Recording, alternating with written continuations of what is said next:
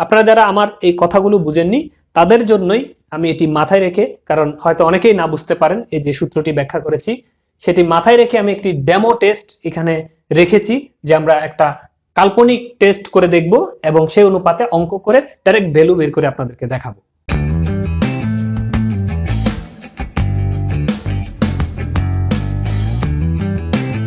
Hello viewers, welcome to school of engineering BD. আপনাদের সবাইকে আজকে ট্রান্সফরমারের টেস্টের ক্লাসে স্বাগতম। টেস্ট থেকে কিভাবে আমরা অঙ্ক করব এবং এই টেস্টগুলো থেকে আমরা কি পাই সেটি মূলত এই লেকচারটির মাধ্যমে জানা যাবে।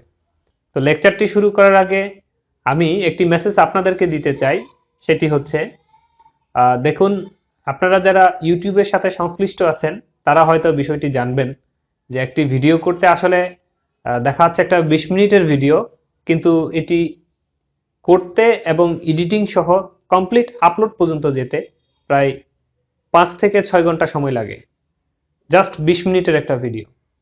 তো এই 5 থেকে 6 ঘন্টা আপনি ব্যস্ততাকে দেখা যাচ্ছে পাশ কেটে সেখান থেকে সময় বের করে ভিডিও করা, 5 থেকে 6 ঘন্টা সময় দেয়া আসলে অনেক কষ্টের। তো এই কারণেই আমি বলবো, আমি যেহেতু এত কষ্ট করে আপনাদের জন্য ভিডিওটি বানাচ্ছি, তাহলে আশা রাখি এই কষ্টের মর্যাদা আপনারা রাখবেন। তো এটি বলার উদ্দেশ্য হচ্ছে যেন কপি না হয়ে যায়, আপনারা আপনাদের ইথিক্সের জায়গাটা ঠিক রাখবেন, যেন এটি কপি না করেন এবং দেখা যাচ্ছে বিভিন্ন মাধ্যমে আপনারা ছড়িয়ে দিবেন, যেন বেশি বেশি করে মানুষ ভিডিওগুলো দেখে এবং জানতে পারে। তো চলুন তাহলে দেখে নিই আজকের ক্লাস। তা আমরা আজকে দেখব ট্রান্সফরমারের ওপেন সার্কিট টেস্ট। একটা সিঙ্গেল ফেজ ট্রান্সফরমার আমরা নিয়েছি, এটি টেস্ট করব। দেখুন, আমরা তো বহু পড়ে এসেছি কিংবা অনেকে জেনে এসেছি, শুনে এসেছি যে ট্রান্সফরমারের টেস্ট করা হয়। আসলে এই যে টেস্ট কেন করে? একটা দেখা আছে যে মানুষ যদি অসুস্থ হয় তাকে ডাক্তার বিভিন্ন টেস্ট দেয়, ঠিক তেমনি এই যে মেশিন বা ট্রান্সফরমার, এটাকেও আমাদের বিভিন্ন সময় প্রয়োজন অনুযায়ী টেস্ট করতে হয়। দেখা যাচ্ছে এই ট্রান্সফরমারের যে লস গুলো আছে, কত লস হচ্ছে সেটি বের করার জন্য বিভিন্ন প্রকার টেস্ট, কিংবা ট্রান্সফরমারটি এখন কিভাবে আছে, সুস্থ আছে কি ভালো আছে, বিভিন্ন প্রকার টেস্ট কিন্তু আছে। সাধারণত আমাদের পরীক্ষার জন্য কিংবা পড়াশোনার জন্য যে টেস্টগুলো সম্পর্কে জানা প্রয়োজন, সেই টেস্টগুলোই শুধু আমি এখানে আলোচনা করব, যার ভিতরে প্রথমটি হচ্ছে ওপেন সার্কিট টেস্ট। এই ওপেন সার্কিট টেস্ট সাধারণত ট্রান্সফরমারের কোর লস বের করার জন্য করা হয়ে থাকে। তো এই কোর লস কিভাবে বের করব, টোটাল প্রসিডিউরটা আমরা দেখব। এর আগে আমরা হয়তো বই পুস্তকে ট্রান্সফরমারের টেস্ট সম্পর্কে পড়েছি, কিন্তু কিভাবে কমপ্লিটলি এই যে টেস্ট করে এবং টেস্টের রেজাল্ট থেকে কিভাবে কোর লসটা আমি আউটপুট হিসেবে পেলাম, সেটি হয়তো কোথাও বিস্তারিত আকারে একসাথে করা নাই, হয়তো ছড়ানো ছিটানো আছে, যে জিনিসটা হয়তো বুঝতে আপনাদের অনেকেরই ঝামেলা হয়ে যায়। আমি সেই কারণেই আজকের এই প্যাকেজটাতে নিয়ে এসেছি কিভাবে আমরা টেস্টটা করব। প্রথমে সেই বর্ণনাটুকু আমি দিব, দেন এই টেস্টের ডাটা থেকে কিভাবে আমি কোর লস অংশটুকু বের করব সরাসরি, সেটি দেখাবো। তো চলুন দেখে নিই। এইভাবে একটি ট্রান্সফরমারের, সিঙ্গেল ফেজ ট্রান্সফরমারের, এটি হচ্ছে লো সাইড। দেখুন মোটা তার, আমি একটি শুরুতে বুঝিয়েছিলাম, আমার বিভিন্ন লেকচারগুলোতে আছে। আর এটি দেখুন চিকন তার, that means high side. That means এটা ট্রান্সফরমারের হাই সাইড, এটা ট্রান্সফরমারের হচ্ছে লো সাইড। তো এই ওপেন সার্কিট টেস্টের জন্য মূলত যে মিটারগুলো আছে, এই মিটারগুলোকে লো সাইডে কানেকশন দিতে হবে, আর হাই সাইড থাকবে ওপেন। দ্যাট মিনস আমরা বলতে পারি ওপেন সার্কিট টেস্টে ট্রান্সফরমারে হাই সাইড থাকবে ওপেন, আর লো সাইড থাকবে মূলত এই যে মিটার কানেকশন গুলো দেওয়া থাকবে, এবং লো সাইডে আমরা মূলত ভোল্টেজটা ইনপুটে দিব। তো কিভাবে দিতে হয় দেখুন, এই কানেকশন গুলা আপনারা বিভিন্ন চিত্র পাবেন। আমি এখানে জাস্ট একটু বোঝার জন্য একটু মিটার এর গাঠনিক প্রক্রিয়া যেরকম হয় সেভাবে এঁকে দেখানোর চেষ্টা করেছি। তিনটি জিনিস লাগবে, একটি হচ্ছে এমিটার, একটি ভোল্টমিটার এবং একটি ওয়াট মিটার। তিনটি জিনিস আপনাদের লাগবে। এই তিনটি জিনিসের কানেকশন আমি এখানে দেখিয়ে দিয়েছি, কিভাবে দিয়েছি দেখুন। অর্থাৎ এই যে লাইন, এই লাইনটা প্রথমে ঢুকে, অর্থাৎ ফেজটা প্রথমে ঢুকে একটা ওয়াট মিটারের সিসি কয়েলে যাবে। আমরা জানি ওয়াট মিটারের দুটি কয়েল থাকে, একটি হচ্ছে কারেন্ট কয়েল আর একটি হচ্ছে প্রেসার কয়েল বা পটেনশিয়াল কয়েল বলে। তো পটেনশিয়াল কয়েলটা মূলত ভোল্টেজ মাপার জন্য, আর কারেন্ট কয়েলটা মূলত কারেন্ট মাপার জন্য। এই ভোল্টেজ এবং কারেন্ট এই দুটোকে একসাথে করে মূলত এই ওয়াট মিটারটা কাজ করে থাকে বা ওয়াট আমাদেরকে দেখায়। তো এই ওয়াট মিটারের যে সিসি যে অপশনটুকু থাকবে মানে সিসি কয়েল যেটা থাকবে, ওই সিসি কয়েলের শুরুতে গিয়ে হচ্ছে একটি আপনার ফেজ তার গিয়ে আমরা ঢুকিয়ে দিব এবং অপর মাথা থেকে নিয়ে একটা এমিটারের একটা প্রান্তে ঢুকাবো। আপনারা জানেন যে এমিটার হচ্ছে এরকম একটা কয়েল, তো এখানেও একটা সিসি থাকে মূলত কারেন্ট কয়েল। এই কারেন্ট কয়েলের ভিতরে ঢুকে এমিটারের অপর প্রান্ত থেকে গিয়ে নিয়ে আমি আমার ট্রান্সফরমারের যে লো ভোল্টেজ সাইড আছে, লো ভোল্টেজ সাইডে একটা টার্মিনালে ইনপুটে দিয়ে দিব এবং অপর টার্মিনালটাতে আমরা কি দিব, নিউট্রাল দিয়ে দিব, নিউট্রাল। তো তাহলে দেখুন ভোল্টমিটার কিভাবে থাকে, প্যারালালে থাকে এবং এই ওয়াট মিটারের পিসি কয়েলটাও কিসে থাকে, প্যারালালে থাকে। তাহলে এই পিসি কয়েলে একটা ফেজ একটা নিউট্রাল দিতে হবে আর ভোল্টমিটারে একটা ফেজ একটা নিউট্রাল দিতে হবে। তো এই কারণে দেখুন এই নিউট্রালটা আমি এই ভোল্টমিটারে লাগিয়ে দিয়েছি আর এই ফেজটা থেকে জোড়া দিয়ে একটি টার্মিনাল আমি এই ভোল্টমিটারে লাগিয়ে দিয়েছি এবং এই যে দেখুন এইখান থেকে এইখান থেকে এই ওয়াট মিটারের এইখানেও সেম এই পিসি কয়েলও একটা ফেজ একটা নিউট্রাল দিতে হবে। সেই কারণে এইখান থেকে একটা শর্ট লিঙ্ক বার দিয়ে আমি এই কয়েলের এই জায়গাটাতে কি করেছি, ফেজ সাপ্লাই দিয়েছি এবং অপর পাশে এই নিউট্রাল থেকে একটা জিনিস নিয়ে অর্থাৎ একটা ওয়্যার নিয়ে কানেকশন দিয়ে দিয়েছি। দ্যাট মিনস এই পিসি কয়েল একটা ফেজ একটা নিউট্রাল পেয়েছে, এই ভোল্টমিটার একটা ফেজ একটা নিউট্রাল পেয়েছে এবং এই সিসি কয়েল একটা ফেজ সিরিজে ইনপুট নিয়ে আউটগোয়িং লাইনটা একটা এমিটার দিয়ে পাস করে আপনার সার্কিটে ইনপুট দিয়েছে। তো এটাই হচ্ছে বেসিক কানেকশন ডায়াগ্রাম। তো এইভাবে করে আমরা যখন এইখানে রেটেড ভোল্টেজ সাপ্লাই দিব, দ্যাট মিনস এই সেকেন্ডারিতে যত ভোল্টেজ থাকবে ঠিক ভোল্টেজ রেটিং থাকবে একটা ট্রান্সফরমারের, যেমন দেখা আছে 11,000/0.4 কেবি, তাহলে 0.4 কেবি হচ্ছে সেকেন্ডারির ভোল্টেজ রেটিং। এই সেকেন্ডারি সাইডের যে ভোল্টেজ রেটিং থাকবে অর্থাৎ ট্রান্সফরমারটা যে রেটিং এর হবে ঠিক ওই রেটেড ভোল্টেজটা আমরা এখানে সাপ্লাই দিব। তো রেটেড ভোল্টেজ সাপ্লাই দেওয়ার পরে এই ভোল্টেজটা ইনপুটে যাবে, গিয়ে এইখান থেকে অর্থাৎ এই কয়েলগুলো হয়ে ইনপুটে একটা কারেন্ট ড্র করবে, যে কারেন্টটা এই ট্রান্সফরমার টান দিবে তার নাম হচ্ছে আই ওপেন সার্কিট। তো এইভাবে ট্রান্সফরমারটি নো লোড কারেন্ট বা আই ওপেন সার্কিট কারেন্ট ট্রান্সফরমারে ড্র করবে এবং এই আই ওপেন সার্কিট কারেন্ট কত নিচ্ছে সেটি দেখবো আমরা মূলত এই এমিটারের সাহায্যে। আমরা দেখতে পাবো যে এই টেস্টে এই ট্রান্সফরমারটা কত কারেন্ট গ্রহণ করতেছে। দেন এই ট্রান্সফরমারের ইনপুটে যে ভোল্টেজটা দিয়েছি তার নাম কি, ভি ওপেন সার্কিট। এই ভি ওপেন সার্কিট দেখতে পাবো এই ভোল্টমিটারের সাহায্যে যে আমরা কত ভোল্টেজ ইনপুটে দিচ্ছি এবং এই ট্রান্সফরমারটা সর্বোপরি কত ওয়াট খরচ করছে তার ম্যাগনেটাইজিং ব্রাঞ্চের জন্য হোক কিংবা লসের জন্য হোক, এই দুটো মিলে কত খরচ করছে সেটি এই ওয়াট মিটার অর্থাৎ পিওসির মাধ্যমে আমরা জানতে পারবো। তো এই ডাটাকে মনে রাখবেন, এখানে এই টেস্টের মাধ্যমে আমরা তিনটি ডাটা পাবো। একটি হচ্ছে POC, that means watt meter থেকে যে রিডিংটা সেটা, এমিটার থেকে পাবো আইওসি, ভোল্টমিটার থেকে পাবো বিওসি। এই তিনটি ডাটার সাহায্যেই মূলত আমাদের লসগুলোকে হিসাব নিকাশ করে আমরা বের করব। চলুন দেখে নিই কিভাবে করতে হয়। মূলত আমরা জানি, দেখুন আমরা যে পড়েছিলাম ট্রান্সফরমারের ইকুইভ্যালেন্ট সার্কিট, এইভাবে প্রাইমারি, এদিকে হচ্ছে সেকেন্ডারি, আর এইখানে যে এক্সাইটেশন ব্রাঞ্চ, একটা রেজিস্টিভ একটা ইন্ডাকটিভ, এইভাবে যে এক্সাইটেশন ব্রাঞ্চ সম্পর্কে পড়েছিলাম, আপনারা যারা এটি পড়েননি তারা আমার পূর্বের লেকচারগুলো দেখে নেবেন, তাহলে আশা রাখি এই জিনিসগুলো ক্লিয়ার হয়ে যাবে।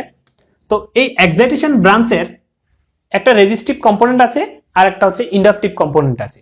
ইন্ডাকটিভ কম্পোনেন্টের কাজ হচ্ছে ম্যাগনেটিক ফ্লাক্স ক্রিয়েট করা বা ম্যাগনেটিক লসের জন্য যে ব্রাঞ্চ, লস বলবো না, ম্যাগনেটিক ফ্লাক্স ক্রিয়েট করার জন্য যে ব্রাঞ্চ সেটি হচ্ছে এক্সএম, আর লসের জন্য যে branch that means hysteresis loss, eddy current loss, এই দুটো লসের জন্য যে ব্রাঞ্চ সেটি হলো আরসি ব্রাঞ্চ। এটা কিভাবে নির্ণয় করব? আমরা জানি কি অ্যাডমিটেন্স ওয়াই, আমরা এসি সার্কিটে পড়েছি অ্যাডমিটেন্স ওয়াই ই সমান সমান কি, GC minus J BM. GC মানে হচ্ছে মূলত কন্ডাক্টেন্স আর বিএম মানে হচ্ছে মূলত সাসেপ্টেন্স। তো আমাদের যেরকম ইম্পিডেন্সের ক্ষেত্রে জেড ইজ ইকুয়াল টু আমরা কি জানি, আর প্লাস জে এক্সএল, ঠিক তেমনি এই আর কে যদি আপনি উল্টাই দেন তাহলে হয়ে যাবে জিসি, এই জেড কে উল্টাই দিলে হয়ে যাবে ওয়াই, আর এই এক্সএল কে উল্টাই দিলে হয়ে যাবে কি, বি বা বিএল। তো ঠিক তেমনি যে ইম্পিডেন্সের কমপ্লিট উল্টা হচ্ছে কি, এই অ্যাডমিটেন্স।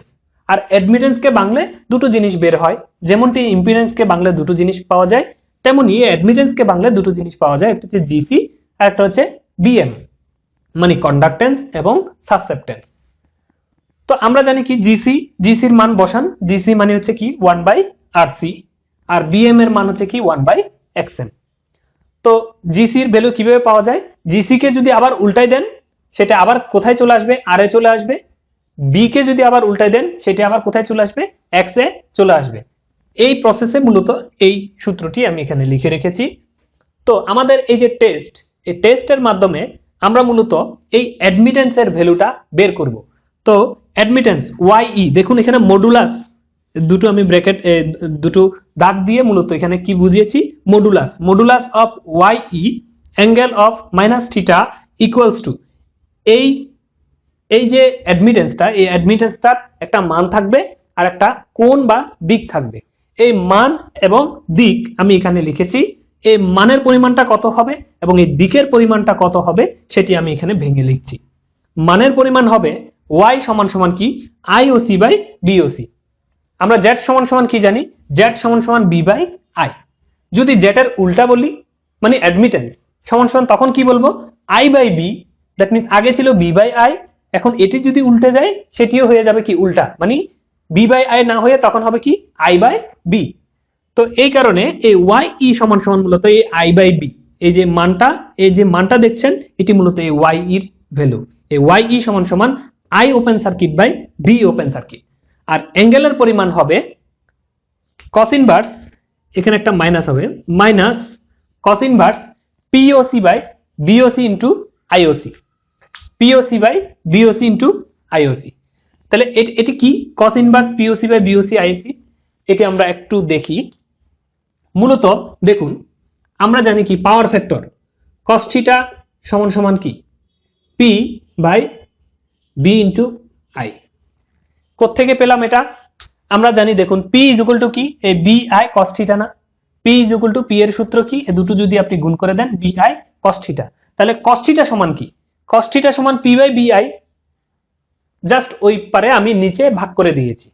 তো শুধু থিটা সমান কি, থিটা যদি বলি শুধু থিটা, তাহলে কসটা কি করবে ওই পাশে চলে যাবে, তাহলে আমি লিখি যে শুধু থিটা সমান সমান হচ্ছে, যদি কসটা ওই পারে যায় তাহলে কস ইনভার্স হয়ে যায়, তাহলে কস ইনভার্স পি বাই বিআই।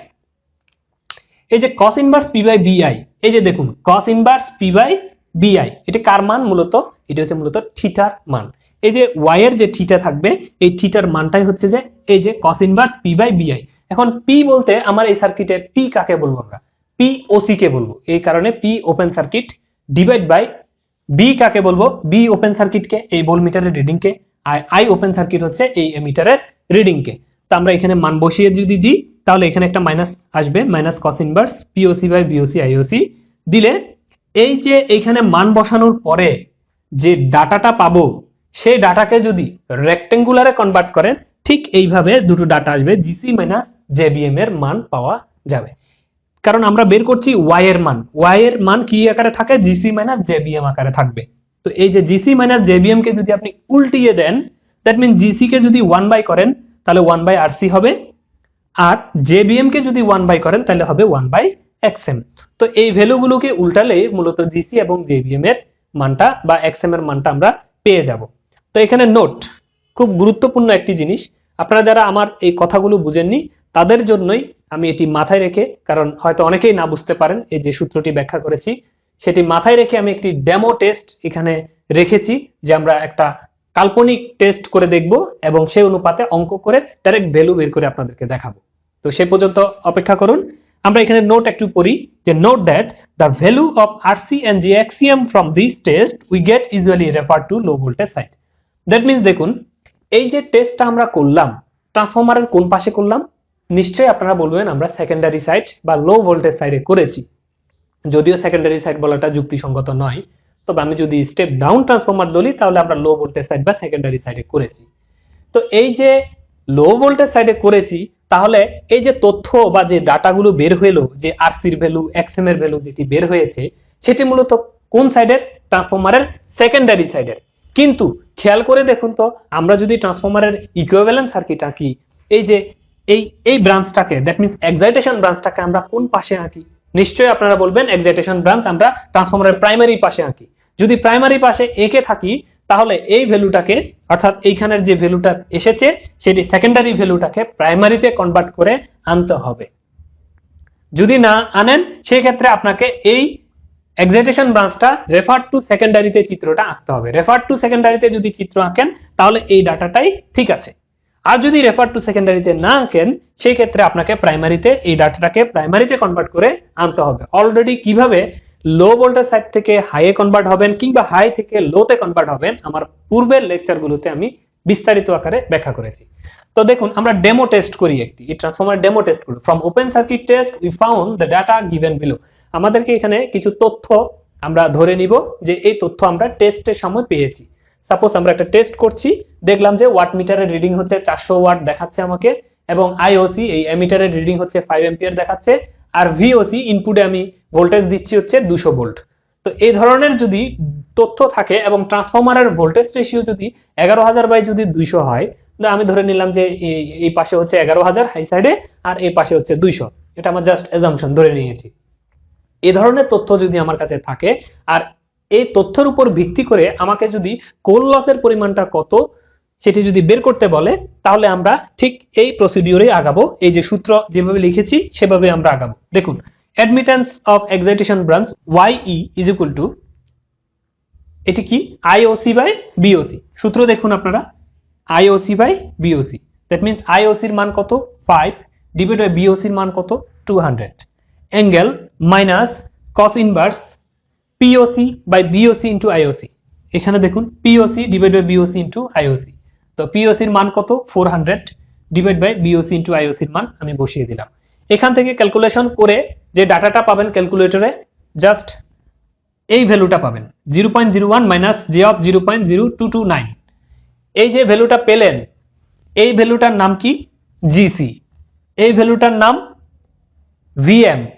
তো GC আর BM তো আমার উদ্দেশ্য না, আমার উদ্দেশ্য হচ্ছে RC আর XM বের করা।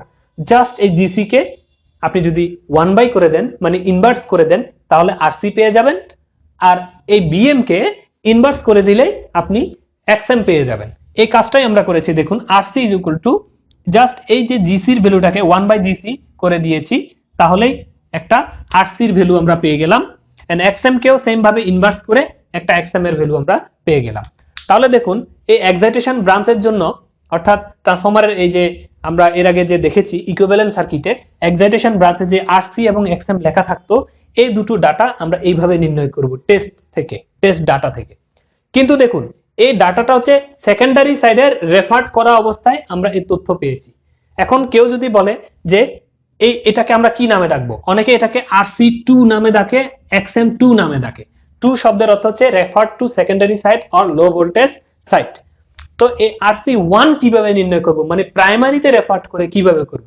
আগের মতোই সেম রেজিস্ট্যান্স, লোড কিংবা সেকেন্ডারির XP, XS, RS যেভাবে আমরা রেফার্ড করে প্রাইমারিতে আনতাম সেম ভাবে এই RC2 এবং XM2 কেও আমরা প্রাইমারিতে রেফার্ড করে আনতে হবে। যদি আনি, now the value of RC and XM referred to primary is, RC primary মানটা কত হবে আমরা জানি কি, যদি হাই সাইডে আসতে চাই, এখানে প্রাইমারি মানে মূলত কি হাই সাইড, তাহলে হাই সাইডে আসতে গেলে কি করতে হবে a স্কয়ার দ্বারা গুণ করতে হবে, রেজিস্টিভ কম্পোনেন্ট ইন্ডাকটিভ কম্পোনেন্ট গুলোকে কি করতে হবে a স্কয়ার দ্বারা মানে রেশিওর স্কয়ার দ্বারা গুণ করতে হবে। যেহেতু আমাদের দেখুন এখানে একটা রেশিও আমরা জানি, চাইলে আপনারা এটি ভাগ করে একটা ভ্যালু বের করে নিতে পারেন, আমি করিনি আর। তো জাস্ট রেশিওটা বসিয়েছি, রেশিওর স্কয়ার ইনটু RC, সেকেন্ডারির RC কত 100, আমরা 100 বসিয়ে দিয়েছি। তো এই যে ডাটাটা আমরা গুণ করলে যে ভ্যালুটা পাবো এই ওহমিক ভ্যালুটা হচ্ছে মূলত প্রাইমারিতে রেফার করা অবস্থায় RC এর ভ্যালু, এবং XM এর value same procedure a square XM দিয়ে যে ভ্যালুটা পাবো এটি হচ্ছে প্রাইমারিতে রেফার করা অবস্থায় XM এর ভ্যালু। আশা রাখি ট্রান্সফরমারের ওপেন সার্কিট টেস্ট নিয়ে আর কোনো ধরনের প্রশ্ন হয়তো আপনাদের মধ্যে নেই। যদি তারপরও কোনো ধরনের প্রশ্ন আপনাদের মনে জেগে থাকে তাহলে অবশ্যই কমেন্টস করতে ভুলবেন না। ভালো থাকবেন সবাই, আজকে এই পর্যন্তই। সামনে আমি ট্রান্সফরমারের শর্ট সার্কিট টেস্ট এবং অন্যান্য অঙ্ক নিয়ে আসছি।